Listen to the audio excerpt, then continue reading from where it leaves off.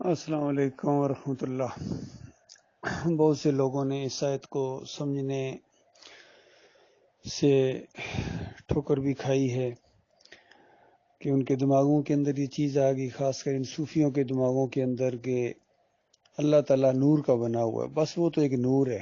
اللہ تعالیٰ بذات خود کہتے ہیں ایک نور ہے، حالانکہ اللہ نور کا خالق ہے۔ یاد رکھیے، محکم آیات کے اوپر ایمان لایا جاتا ہے اور متشابہ آیات کو محکم کے تابع کیا جاتا ہے۔ تو محکم آیت کیا آ گئی؟ سورہ الانعام کی پہلی آیت، سبحان الذی خلق السماوات والارض وجعل الظلمات والنور، کہ بہت ہی پاک اور بلند و بالا اور نقص اور عیب سے پاک ہے وہ ذات جس نے زمین اور آسمان کو پیدا کیا۔ یعنی زمین اور آسمان جو ہیں یہ اللہ نہیں ہے بلکہ اللہ کی مخلوق ہیں، اللہ نے ان کو پیدا کیا۔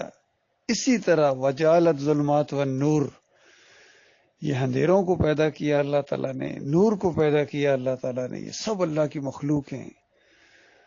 گرمی کو پیدا کیا، سردی کو پیدا کیا، ہواؤں کو پیدا کیا، سمندروں کو پیدا کیا، ستاروں، سیاروں، کہکشاؤں، کلسٹرز، سپر کلسٹرز، یہ ساری اللہ کی مخلوق ہے۔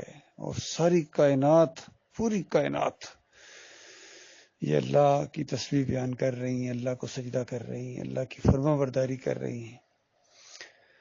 یہ ایک انسان اور یہ جن ایسی مخلوق ہے جس کو اللہ تعالیٰ نے اختیار دیا ہے کہ چند لمحوں کے لیے جس کو اختیار دیا جائے گا کہ چاہے تو نافرمانی کرے چاہے تو فرما برداری کرے، اور اگر اپنے مالک کی فرما برداری کرے گا تو اس کے بعد اس کو ایسا نوازا جائے گا جو اللہ تعالیٰ اپنی مخلوق میں سے کسی کو نہیں نوازے گا۔ اور اگر اس نے اس میں خیانت کی اور خود سری اختیار کی، اللہ کے علاوہ کسی اور کو معبود بنایا یا خود معبود بننے کی کوشش کی، تو اس کے بعد اس کو ایسا سزا دی جائے گی جو اللہ تعالیٰ کسی اور مخلوق کو نہیں دے گا۔ تو یہ بہت بڑی امتحان کی بات ہے بھائی، اس کے اندر انسان کو ڈالا گیا ہے اور اس کی رہنمائی کے لیے کتابیں اتاری گئیں، اور یہ آخری کتاب آ گئی۔ اس کے اندر اللہ تعالیٰ نے محکم آیات رکھی ہیں جو بالکل سمجھ کے اندر آنے والی ہیں اور ان کی تعویل نہیں کی جاتی ہے، اور کچھ متشابہ آیات رکھی ہیں جن کے دماغوں کے اندر ٹیڑھ ہوتا ہے، وہ متشابہ آیات کے پیچھے پڑ جاتے ہیں اور ان سے معنی نکالنے کی کوشش کرتے ہیں، اور پھر خود بھی گمراہ ہوتے ہیں اور دوسروں کو بھی گمراہ کرتے ہیں۔ اسی وجہ سے انہوں نے ایسے علماء جنہوں نے اللہ کی کتاب سے شرک نکالنے کی کوشش کی، اندازہ لگائیے، اللہ کی کتاب سے کہتے ہیں یہ بات ثابت ہے، یہ وحدت الوجود ثابت ہے، وحدت الشہود ثابت ہے، نور میں نور اللہ ثابت ہے، اور پھر اللہ نے اپنے بندوں کو کسی کو داتا بنا دیا، کسی کو دستگیر بنا دیا، کسی کو مشکل کشا بنا دیا، کسی کو حاجت روا بنا دیا، کسی کو کھوٹی کھری کرنے والا بنا دیا، کسی کے وسیلے سے دعا مانگو تو اللہ تعالیٰ بہت زیادہ سنتا ہے، کسی کے رکوع اور سجدے ثابت کر رہے ہیں کہ اللہ نے حکم دے دیا ایک نبی کو کہ دوسرے نبی کو سجدے کریں، رکوع کریں۔ تو یہ ساری چیزیں جو پھیلائی گئی ہیں یہ مشرک مفسرین کی طرف سے پھیلائی گئی ہیں۔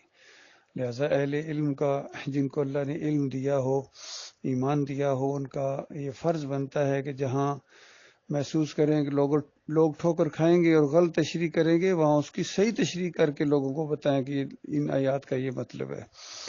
اسی طرح سورہ تغابن کے اندر آ گیا کہ ایمان لاؤ اللہ کے اوپر، آمنوا باللہ و رسولہ ہی، دیکھیے اللہ پر ایمان یعنی اللہ کی ساری باتوں پر ایمان، و رسول ہی، رسول صلی اللہ علیہ وآلہ وسلم کے اوپر بھی ایمان لاؤ کہ اللہ نے اپنے بندے، اس بندے کو اپنا رسول بنایا ہے اور اپنے دین کی تشریح کے لیے اور عمل کر کے دکھانے کے لیے اس کو ہدایت دی ہے اور لوگوں کے لیے نمونہ بنایا ہے۔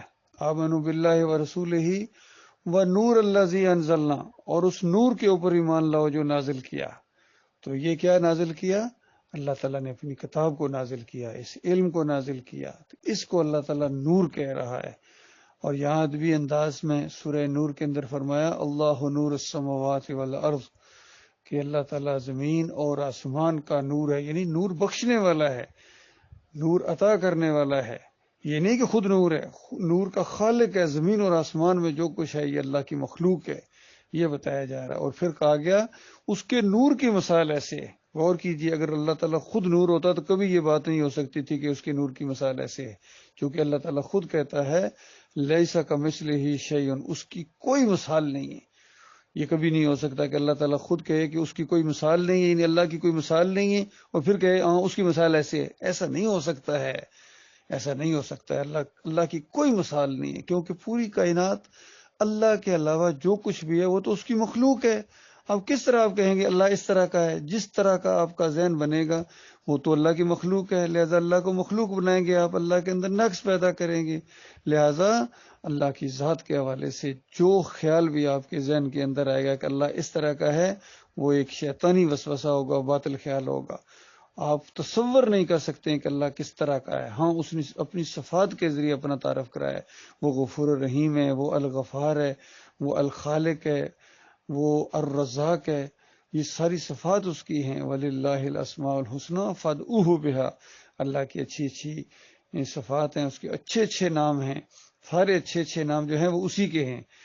ان کے ذریعے پکارو، ان کے ذریعے پکارو۔ فَادْعُوا اللَّهَ مُخْلِصِينَ لَهُ الدِّينَ، اپنے دین کو بالکل خالص کر کے اللہ کو پکارو کہ یا اللہ تجھے ارحم الراحمین ہونے کا واسطہ، تجھے غفور الرحیم ہونے کا واسطہ، تجھے الوہاب ہونے کا واسطہ مجھے اولاد عطا فرما، تجھے الرزاق ہونے کا واسطہ میرے رزق کے بند دروازے کھول دے، فراوانی کے ساتھ اور آسانی کے ساتھ رزق عطا فرما میرے پیارے مالک۔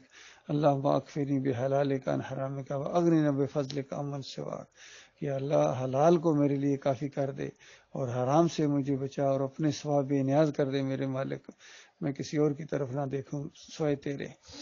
تو اس انداز سے یہ ساری دعائیں موجود ہیں۔ باقی ان چیزوں کو چھوڑ کے اب جو اس طرح لوگوں نے یہ دعائیں مانگنے اس طرح شروع کر دی ہیں، حالانکہ بڑے بڑے متقی اور پرہیزگار آدمی محسوس ہوتے ہیں، باعمال بھی ہیں، کوئی برے کام بھی نہیں کرتے ہیں، لیکن جب دعا کا معاملہ آتا ہے پورے مہینے روزے رکھیں گے، تکلیفیں برداشت کریں گے، قیام اللیل کریں گے، اور آخری دن دعا کس طرح مانگیں گے؟ یا اللہ یہ جو روزے رکھے ہیں رمضان کے مہینے کے اندر قیام کیا ہے تو اپنے حبیب کے صدقے قبول فرما، پائندن پاک کے صدقے قبول فرما۔ یہ ایسا نجس شرک ہے کہ مالک فرماتا ہے کہ تم صرف مشرک نہیں ہو بلکہ غلیظ ترین لوگ ہو، اللہ کی توہین کرنے والے ظالم لوگ ہو، بے ایمانو۔ کیا تمہیں بتایا نہیں گیا ہے کہ اللہ تعالیٰ کی ذات اور صفات کے واسطے اور وسیلے دو، اور تم بات ماننے کے لیے تیار نہیں ہو؟ تم اللہ کے نام سے زیادہ سمجھتے ہو اس بندے کا نام، جو اللہ کا بندہ ہے، اس بندے کے نام کو واسطہ دیتے ہو اور اللہ کے نام کو واسطہ نہیں دیتے ہو۔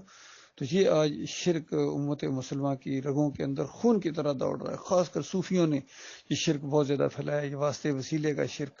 پھر نور اللہ کو کہتے ہیں کہ اللہ نور ہے، نور کی طرح نہ، اللہ نور کا خالق ہے، نور کا رب ہے۔ اور پھر اللہ تعالیٰ نے نور میں سے مخلوق بنائی ہے اپنی، جس طرح فرشتوں کو نوری مخلوق بنایا، اللہ تعالیٰ نے انسانوں کو خاک سے بنایا، یعنی مٹی سے بنایا، مٹی بھی اللہ کی مخلوق ہے، اس مٹی سے پھر ایک اور یہ مخلوق انسان بنائے۔ پھر یہ آگ بھی اللہ کی مخلوق ہے، اس آگ کے اندر جو شعلہ نکلتا ہے اس شعلے سے اللہ تعالیٰ نے جنات کو پیدا کیا۔ تو اس انداز سے یہ نور جو ہے، اور پھر اللہ تعالیٰ نے کچھ مخلوق کو زیادہ درجہ دیا، عزت دی، کچھ کو کم درجے کا رکھا، یہ اللہ کی شان ہے۔ ہر چیز میں اللہ تعالیٰ نے یہی انداز اختیار کیا۔ پھلوں کے اندر دیکھیے، کوئی ایک زیادہ اچھے ذائقے والا ہے، جو کم ذائقے والا ہے، کوئی مہنگا ہے، کوئی سستا ہے، پھر اس قسموں کے اندر مزید قسمیں ہیں۔ تو یہ انداز ہے اللہ تعالیٰ کا۔ تو نوری مخلوق کو اللہ تعالیٰ نے کم تر قرار دیا، فرشتوں کو انسانوں کے سامنے سجدہ کرا کے یہ ثابت کیا کہ دیکھو یہ جو خاکی مخلوق ہے یہ میری اعلیٰ مخلوق ہے، اور یہ اشرف المخلوقات ہیں۔ اور اشرف المخلوقات اس وجہ سے ہیں کہ یہ زمین کے اوپر خلافت کو قائم کریں گے، اللہ تعالیٰ کے احکامات کو نافذ کریں گے اپنے اوپر بھی اور اپنے جیسے دوسرے انسانوں کے اوپر بھی، خود بھی اللہ کے بندے بنیں گے اور دوسرے انسانوں کو بھی اللہ کا بندہ بنائیں گے۔ تو اللہ تعالیٰ کہتا ہے اگر میرے اوپر تم ایمان لاؤ، مجھ سے ڈر کر تقوی کی زندگی اختیار کرو، میں تمہیں زمین کے اوپر خلافت عطا فرماؤں گا، اقتدار عطا فرماؤں گا، دوسری قوموں کے اوپر تمہیں غلبہ عطا فرماؤں گا۔ تم میرے تو بنو، تم تو اگر دوسروں کے بن گئے ہو، میرے علاوہ دوسروں کو پکارتے ہو، دوسروں کے سامنے جھکتے ہو، دوسروں کے رکوع اور سجدے کرتے ہو، اور مجھے چھوڑ کر دوسروں کی بات کو مانتے ہو، میرے دشمنوں کی باتوں کو مانتے ہو، یا کسی اور کو معبود بنانے کی کوشش کرتے ہو، یا تمہارے دل کے اندر کسی اور کو سجدے کرنے کے شوق ہے، پھر ثابت بھی کرتے ہو، تو پھر تم نجس ترین اور نجس ترین مخلوق ہو، ذلیل ترین پھر تم مخلوق بن جاؤ گے، سب سے اسفل السافلین بن جاؤ گے۔ تو یہ معاملہ اللہ کے بندو غور کرو، کہاں مار پڑی ہے ہمیں۔ تو یہ سارے کے سارے اور بڑے بڑے علماء ہیں جو اس طریقے سے کہتے ہیں اللہ نور کا ہے، اور پھر مجدد الفسانی صاحب کہتے ہیں کہ اللہ تعالیٰ نے اپنے نور سے کچھ حصہ جدا کیا، اندازہ لگائیے۔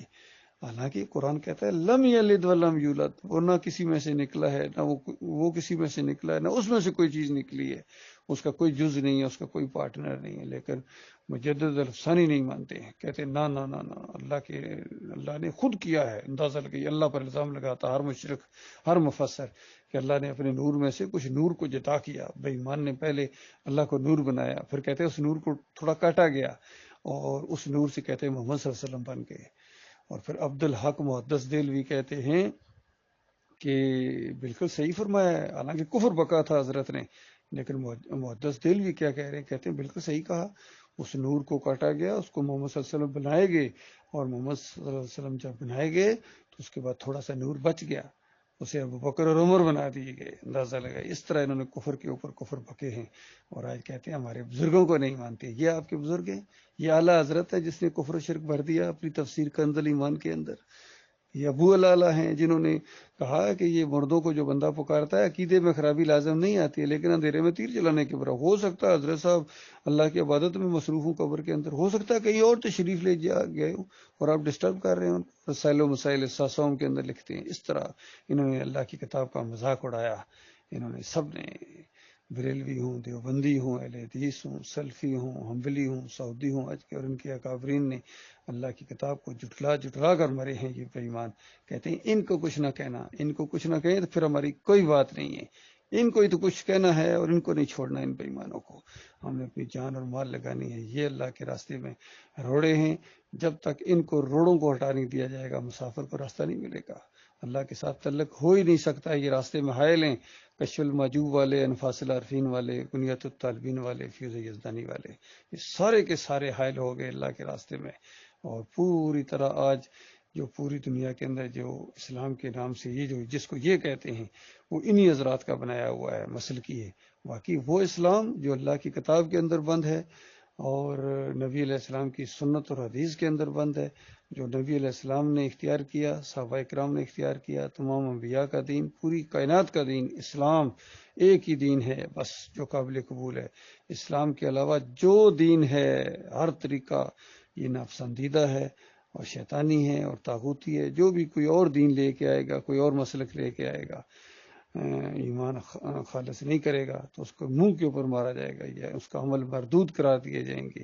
اس لیے نصیحت کی جاتی ہے میرے پیارے بھائیوں، شرک سے توبہ کرو۔ کفر و شرک یہ جو ہے نا یہ بڑا سخت گناہ ہے۔ شیطان آپ کو کفر و شرک کراتا ہے، اللہ کے ساتھ شریک ٹھہراتا ہے، فرقے بناتا ہے، مسلک بناتا ہے۔ آج پوری طرح شیطان کے چیلے بنے ہوئے، ابلیس کے چیلے، یہ مولوی اور پیر اور یہ سیاسی لیڈر، یہ کفر و شرک کا یہ مشرکانہ طاغوتی نظام یہ جمہوریت کے نام سے سامنے لا رہے ہیں۔ یہ عوام کی خدائی ہے، نہیں، عوام کی نہیں خدائی ہے، خدائی اس کی ہے جس نے اس کائنات کو بنایا ہے اور پوری کائنات کا اکیلا مالک ہے۔ کہ جس طرح اکیلے بنایا ہے اسی طرح اکیلے چلا رہا ہے، وہ ہمارا مالک ہے۔ اللہ تعالیٰ غور و فکر کرنے کی توفیق عطا فرمائے۔